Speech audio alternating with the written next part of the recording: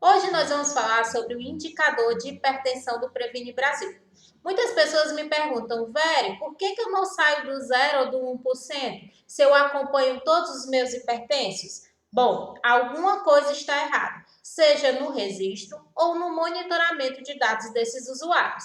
Então, se você também está com esse problema, eu te convido a ficar até o final desse vídeo. Meu nome é Verineida, eu sou especialista em gestão e aqui nesse canal você sempre tem um assunto interessante para melhorar suas práticas de saúde. E não esquece de se inscrever nesse canal e curtir esse vídeo se ele realmente fez algum sentido para você. Vamos até o e-gestor e as notas técnicas que vão lhe ajudar a sair desse 0%? Bom, estamos no e-gestor. E por que nós iniciamos no e-gestor? Porque é muito importante você avaliar como é que você está agora e assim planejar suas ações de acordo com essa avaliação inicial. Aqui no e-gestor eu estou pegando uma base pública, mas o ideal, lógico, que você pegue a sua base restrita, porque ela vai te dar as informações por equipe. Aqui coloco hipertensão e no nível de visualização de equipe, você pode escolher todas as equipes, apenas as equipes homologadas ou as equipes avaliadas. Se você não sabe a diferença entre elas, coloca aqui embaixo, Vera, explique essa diferença entre as equipes, que eu volto com outro vídeo para tornar mais claro essa avaliação. Aqui eu vou escolher as equipes avaliadas para o componente. Quando eu coloco ver em tela, então eu venho aqui, ó, e ele vai me dizer o seguinte, o processo de resultados que eu tenho nos quadrimestres. E por que isso é importante? Porque que eu percebo ó, que ao longo dos quadrimestres eu estou zerando, e aqui eu dei uma melhorada de 3% e depois de 4%. Ou seja, eu tenho realmente realizado ações que melhoram esse indicador, mas que ainda estão longe da meta que é 50%. Depois, o que eu tenho que verificar? Além disso, eu preciso verificar cadastro dos meus hipertensos, eu preciso verificar a produção dos meus profissionais, se elas realmente estão sendo validadas ou não estão sendo registradas adequadamente. A gente já tem vídeos sobre cadastro e sobre validação de produção aqui no canal. Então, depois você vai lá e assiste, tá certo? Quando eu chego aqui, ó, nessa avaliação, o que eu vou entender? Que eu venho melhorando, porém eu estou longe de atingir a minha meta. Como é que eu faço agora? Eu vou lá nos meus cadastros, analiso se os meus hipertensos estão registrados, cadastrados adequadamente. Por quê? Porque o indicador 6, ele é um indicador que ele tem como fórmula de cálculo o número de hipertensos com pressão aferida semestralmente nos últimos 12 meses, pelo parâmetro de cadastro e a porcentagem de hipertensos pela Pesquisa Nacional de Saúde ou o número de hipertensos identificados, o que der mais. Então, se eu tiver os meus hipertensos aqui todos cadastrados bonitinhos, o meu denominador informado, ele vai estar mais alinhado com a realidade da minha unidade básica de saúde e do meu município. Daqui, o que eu tenho que saber, então, Verineida, quem são ou como eu faço o registro desses hipertensos atendidos na minha unidade com a pressão aferida, certo? Como é que eu vou fazer isso? Quando eu uso o CDS, ou seja, as fichinhas de atendimento individual, eu preciso me atentar de que quando eu falo de percentual de pessoas hipertensas com pressão aferida a cada semestre, eu estou falando de duas coisas específicas. Uma, a pessoa que tem hipertensão, ou seja, aquele meu usuário que eu já vi na minha base que está cadastrado, organizado tudo bonitinho, tá certo? E que está lá como hipertenso, tanto na condição autorreferida como na condição clínica. Outra coisa, ele tem que ter a pressão aferida. Então, esse meu hipertenso tem que fazer consulta e durante essa consulta tem que aferir a pressão. O que ele diz mais aqui na fichinha? Que a aferição de pressão, o procedimento, ele pode ser feito por médico, enfermeiro e técnico de enfermagem. E o atendimento à pessoa com hipertensão pode ser feito por médico e enfermeiro. Aí ele traz novamente a fórmula de cálculo, certo? E ele diz o seguinte, que na ficha de procedimento, o que eu vou colocar? A pressão arterial do meu usuário. E essa pressão, ela tem que ser colocada no mesmo dia do atendimento. Por quê? Porque não é uma pessoa atendida, consultada e verificada a pressão avaliada pelo profissional de saúde. Então, tanto a verificação de pressão como a consulta tem que ser no mesmo dia. Ah, Vera, então é por isso que meu técnico de enfermagem verifica a pressão e o meu paciente não entra. Se só foi a verificação de pressão, ele não vai entrar. E se essa verificação de pressão também feita junto com a consulta não tiver o cartão do SUS do usuário, também não vai entrar. Por quê? Porque o que identifica a pessoa ser hipertenso para esse indicador, primeiro, é o cartão do SUS dele ou o CPF. Então, o seu José, lá da unidade do centro de saúde, ele é hipertenso, cadastrado, acompanhado pelo agente de saúde, faz seus atendimentos lá no posto de saúde.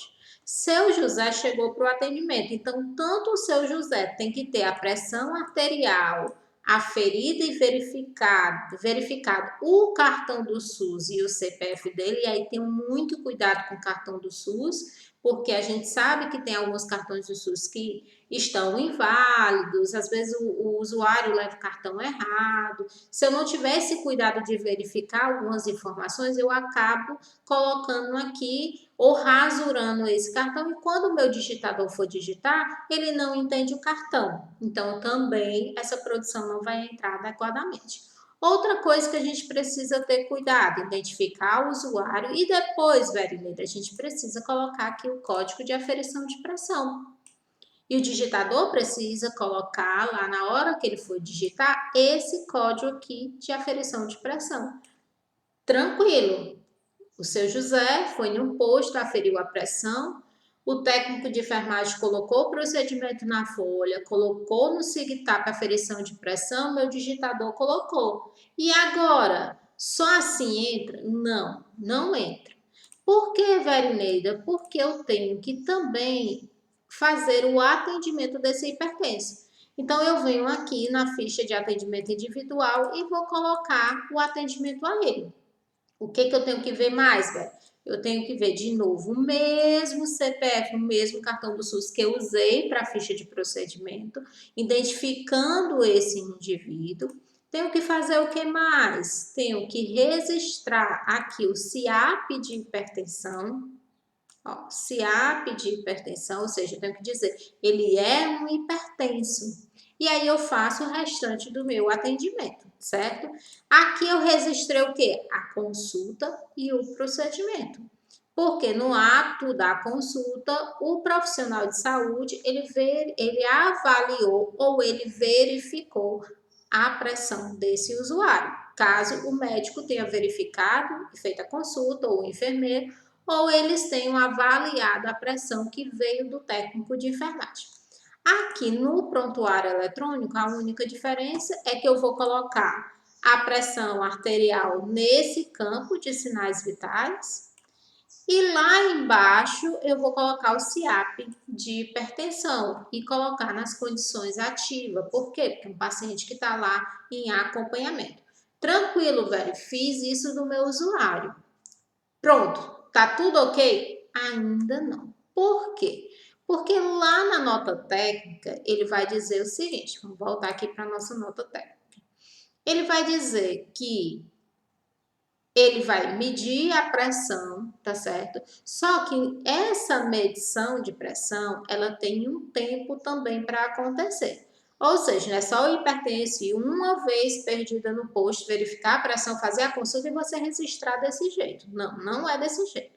Você tem que avaliar se a pressão arterial em pessoas com hipertensão em pelo menos uma vez no semestre, tá certo?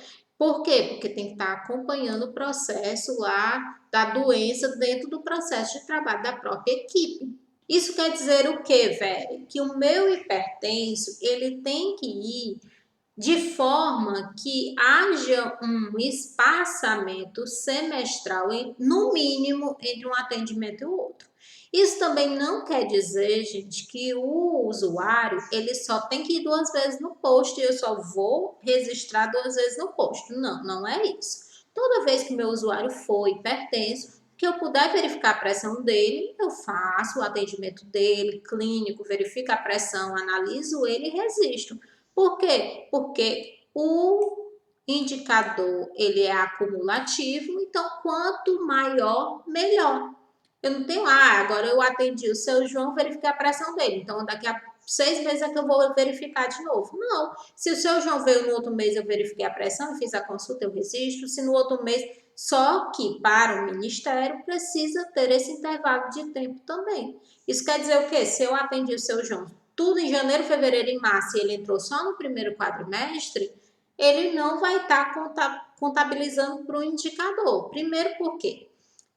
O Ministério tem que analisar se o seu João no quadrimestre anterior foi atendido, que é quando ele completa os 6 meses, né? E se ele foi atendido, ele tem que dar o padrão dos outros 6 meses.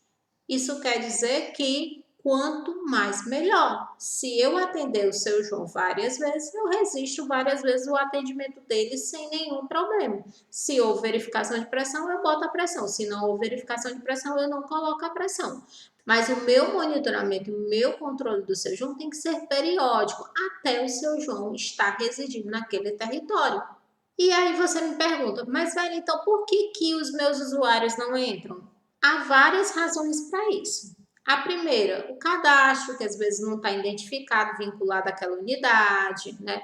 O usuário que foi atendido no começo do ano e depois não voltou mais. O registro que foi feito, a verificação de pressão no dia a consulta em outro.